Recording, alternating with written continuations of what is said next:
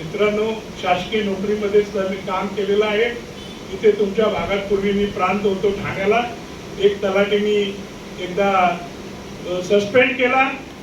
माझी बदली झाली रायगडला सीओ म्हणून. तिथं कल्याणच्या कोर्टातून मला नोटीस आली, या तलाट्याला तुम्ही काढून टाकलेलं आहे, तर तुम्ही या.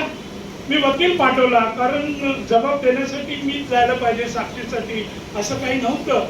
पण न्यायाधीशांचं परत पत्र आलं की तुम्हाला पुढच्या वेळेला यावंच लागेल. मी मोठा वकील दिला.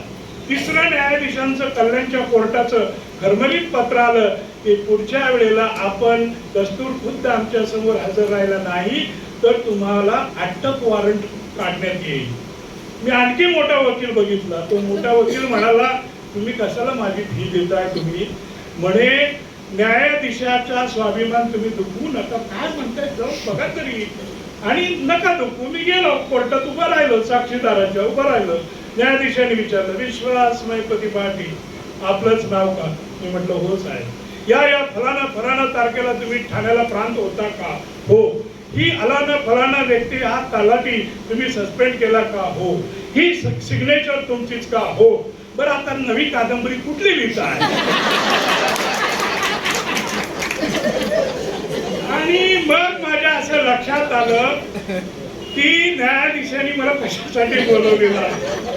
आणि मी साक्षीदाराच्या पिंजऱ्यातून लवकर बाहेर पडायला लागलो. तेवढ्यात तो पांढऱ्या शिपायातला कपड्यातला शिपाई मला म्हणाला, पाटील साहेब गडबड करू नका. न्यायमूर्तींनी सकाळी घरातून निघतानाच त्यांच्या बरोबर तुमचाही दुपारचा जेवणाचा डबा आणलेला आहे. तुम्हाला जेवण खाऊनच जावं लागेल.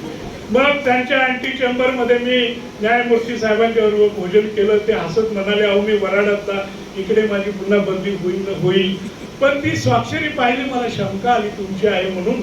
आणि म्हणून माझ्या अधिकाराचा वापर मी माझ्या प्रिय लेखकाला भेटण्यासाठी केला.